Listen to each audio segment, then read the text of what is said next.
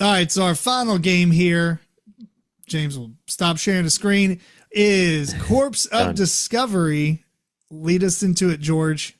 All right. Well, you might call it Corpse of Discovery because you are very likely to die.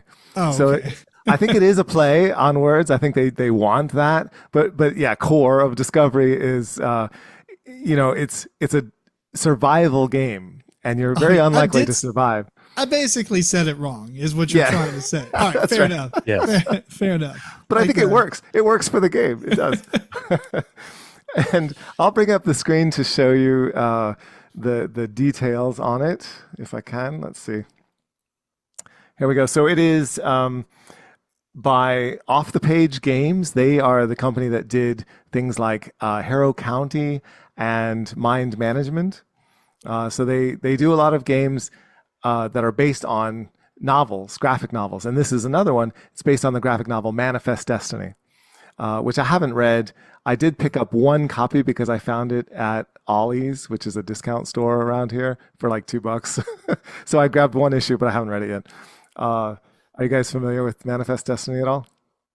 Not the comic. The theme or the... Yeah. I know the term. Yes. Yeah, no, the comic. Sorry, I meant there's a comic.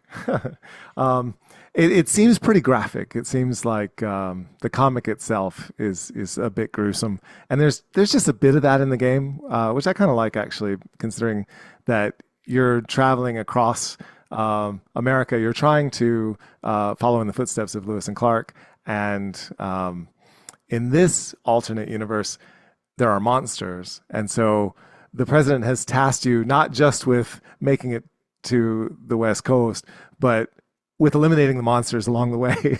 So that's the funny premise of it.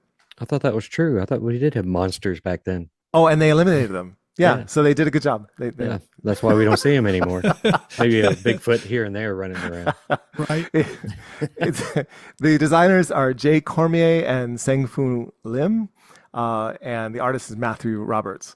So this game, Core of Discovery, has this style of art here, if you're watching the video, which is, I think, I like this better than the art in Mind Management, although I really liked the game Mind Management as well. And I really like this game too. But this if I need to me comment, a little better with the art. I would say, and I'm not a very big graphic artist person, graphic novel person, but this reminds me of the Walking Dead comic book with a little bit more color. Yes, okay. I agree. 100%. Nice. So those who listening get a sense of what you're what the art looks like without having to see it. So continue on. All right. And the game itself, the way that the game works, the game has been actually compared to the game Minesweeper, where you're choosing spots within a grid. And so you have a grid of items that can be revealed, and you cover them with these discs that are day or hour discs, so that as you make a path, you're taking these discs off and you're using them as counters to show time passing. So you have to explore the wilderness, which is very thematically appropriate. And as you do so, when you uncover something, each spot that you uncover is going to give you usually a resource or a bit of information. So here you would get some water if you were picking that spot and uncovering it. And the next one over is a hill. And from the vantage point of a hill, you get some information. And this one would tell you that there are 2 dangerous areas within the row and column where that hill is. Can I ask a question real quick? It looks like this is a dual layer board with all the circles cut out. Do you slot in like an adventure sheet behind it or something? You do, and so you have these maps that are that you slot in, and you put on top of them a cover page that is blank. So you slide the 2 in together, so you don't get to see everything. You've covered it up, then you slide them both in, then you take out the cover page after you've put all the circles blocking the view. Oh, that sounds awesome. Keep going. So you have no idea what's there. It works really well. That is super cool. I see the Minesweeper reference now. Absolutely. And so you're moving around and you're trying to collect these things, and you can explore anywhere that is orthogonally next to a place that you've already explored. And typically you start from the last column, which is one side of the map, and then you just work from there. And as you go, there are all of these different things that you can uncover, and which you will need, so that you've got food that you can find, you have wood, you have stone, you have vines, you have mud, and you have skulls, which represent threat. And when you uncover a skull, that's when you're going to uncover a threat card. And that threat card is going to typically be some kind of horrible monster, like a buffalo minotaur or something, that it's the theme is so well done. And there are sheets that tell you for each of the kinds of scenarios in the game what you're going to be uncovering and what it means, so that you get this deductive information. And depending on what map you're using and depending on what scenario you're using, they'll tell you different things. For example, in some maps, if you uncover a wood, there's only going to be one wood for that whole row and column. And you may know that there's always going to be water next to wood next to water, orthogonally. There's always going to be food next to a Native American settlement, diagonally, somewhere, right? So you get all this deductive information as you're going, and you need that desperately to try to figure out where you should go, because you're on a knife edge of resource management. You have a backpack that can only hold 4 items. And if you take more, you could take 5 or 6. But if you do, you're getting fatigued and you're losing water. And water is like your hit points in this game. If you run out of water and you need to spend the water, you die. That's it. You've lost. Oh, so it's a cooperative game. Everyone is working together to try to get the expedition to achieve the goal of the scenario. And does each player get their own character sheet and stuff? Yes. Well, not a character sheet, but you get a character card. And the character cards will give you an ability, so that you have this ability that you can use once per day, and then you'll get it refreshed at the nighttime phase. And these can be crucial to keeping you alive. Not only do you have your character ability, but you also get a gear card, so that you have some kind of a gear, like a compass or a shovel or some item, and that gives you an ability as well. And again, you can refresh that and get to use it once per day. So cooperatively, you're sharing with each other, oh, I can do this thing to help you, or I can do this thing when it's my turn. Can you maybe not do the thing you're thinking about doing, so I can do the thing that I need to do? It becomes really cooperative, and there's a lot of discussion in the game. Some people may be better at the deduction than others. I've made so many mistakes in this game where I'm just positive this is going to be this one thing, and then I flip it over and it's like, oh no, that was a skull. Now I'm dead, or I'm in serious trouble. But it's really fun to discuss what you think with other people, and they can help you catch something like, no, it couldn't be that because of this, or okay, we know these 2 things, which means this other thing has to be true. Right. So having more than one brain working on this deduction really helps, because just a couple mistakes and you're really in trouble. And the reason for that, I did see on the main page that it's best with 1, according to the community. I don't know what percentage says that or whatever, but I mean, if you're really good at deduction, maybe. Okay. Okay. Fair enough. I like having somebody, to bounce ideas off of and keep me in check when I forget something. Yeah. And because I can make a boneheaded mistake, and when I do, I'm, you're under the cosh, because all right, you're going around and uncovering things. As you do so, remember when you take those discs off, when you make a move, you take a disc off and you find a resource, and that disc gets placed as a time marker.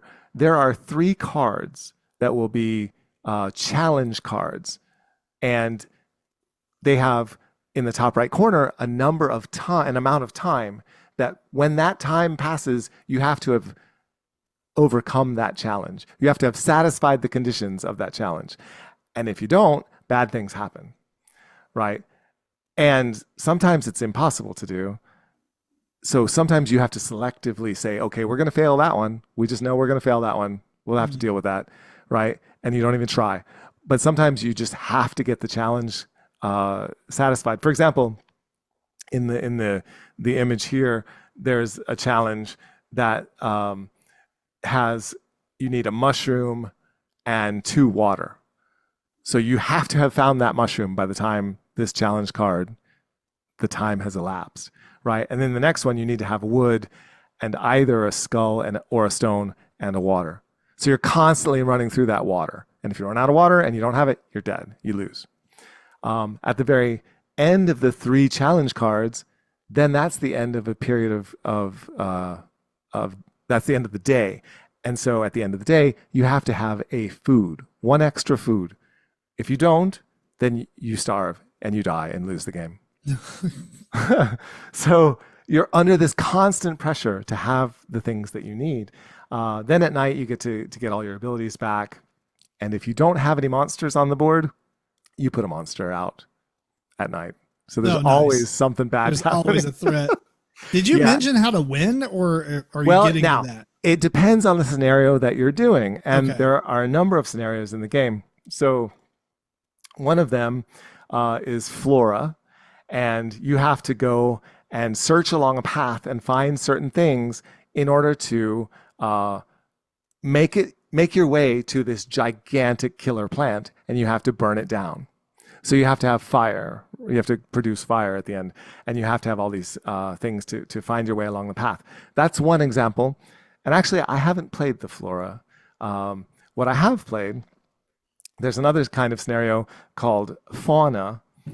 And in that one, that's the one where the minotaurs are coming out. And so there's these buffalo minotaur guys, and they show up on the map. And if you have to go anywhere exploring around a minotaur on the same row or column, then you have to pay an extra water or resource to explore that area because you have to hide from the minotaur. So it takes you extra time. And so they really get in your way. The only way to kill the minotaurs and what you have to do to win the minotaur scenario, the fauna scenario, is you have to find these forts. And the people at the fort know about a certain kind of minotaur and how to trap it and kill it. They have a plan. So you have to go find out what their plan is, and then you get a card and it tells you what you need to do to kill that minotaur. And you have to do that 3 times in order to win the game. You have to take out all the minotaurs. So that's an example. Another example is there's a very different scenario called Insecta. And in that one, you're going around in these gigantic, horrible insects that are like Volkswagen-sized mosquitoes show up. And you can't explore where they are. You can't explore around them without paying extra stuff as well. So all the 8 squares around them. And in order to take them out, you have to create an insecticide. And then go around and you can insecticide all the places you've already uncovered on the map. You have to develop raid. Yeah, you really do. But there's a problem. You have to get the supplies to your ship in order to make the insecticide. And there is a gigantic, horrible frog monster that is keeping you from getting back and forth to your ship. So you have to get the frog monster to be fed in order to take stuff to your ship or back off of your ship. And in order to do that, you have to either sacrifice some food or some water to the frog monster. And you only get to do that a certain number of times. And meanwhile, you're exploring to find, you have to have one of everything to make the insecticide. So it's crazy hard.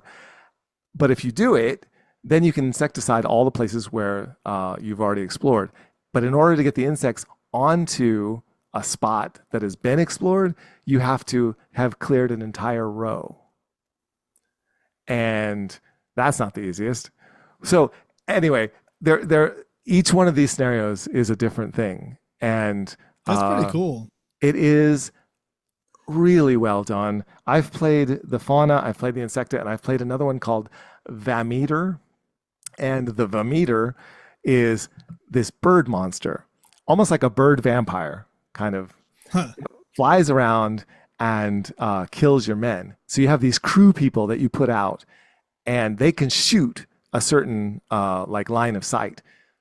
You're trying to get the Vameter to fly to where they are, and he moves. There's certain rules to get the Vameter to move around, but he can also just fly there and kill them. So you have to be careful how you do it.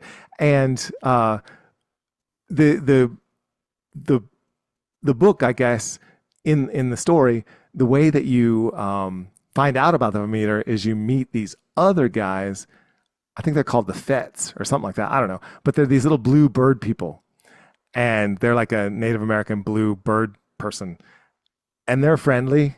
You're working with them to try to get rid of the Vameter, but they're monsters too. You don't really care about them. So in order to get the Vameter to move, you can sacrifice the blue bird dudes and leave them like tied up as bait. Yeah. So I mean, it's pretty sad, but it works. And anyway, so this isn't like scenario based. You're just choosing like a monster to fight, essentially. Well, there are they're called scenarios. I think there's 6 different kinds in the ultimate Kickstarter that came with 6 different ways to play the game. If you buy at retail, then you get the flora and the fauna in the box, but you can get the others. You just have to pay, like as an expansion. When you play it and you pick like flora or fauna, does the map is the map specific to them, or is the map always different? The map is specific to them, but you get like 10 of the maps that are double-sided. Oh, and you don't know which one you're going to be playing with. So you'd have to play it a ton of times. You would have to play it a ton. And by the time you do that, by the time you get done playing it and you go back and play it again, there's no way you're going to remember where everything was. Yeah, unless you're really trying to just be a master at this game or something. And you have a photographic memory of some crazy ability, yeah.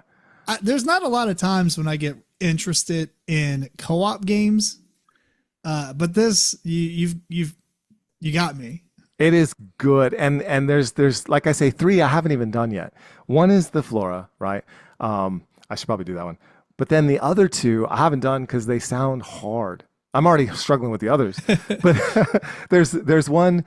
Okay, so you know how you have this, you have the sheet that tells you, okay, this is what you can expect to find, right?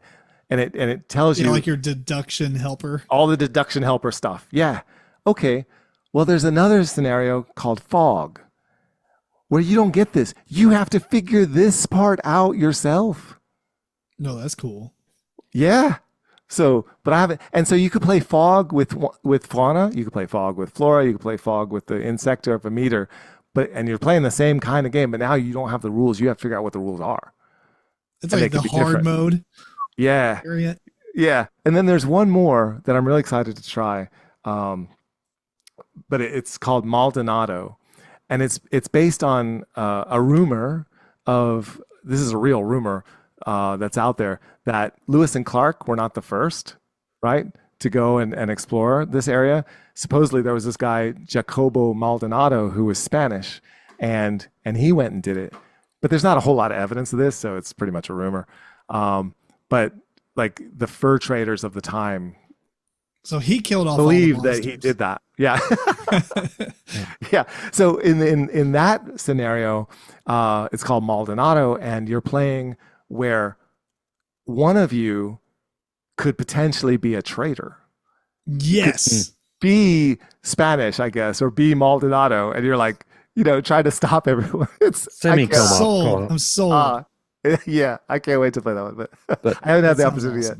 I was supposed to play this at Origins, but I stupidly thought winning a copy of Jest of Robin Hood was more important. Plus, I came that's in pretty nice too. 15 minutes late to it, and the lady said, hey, we can start over. I was like, no, I'm not gonna do that to those people.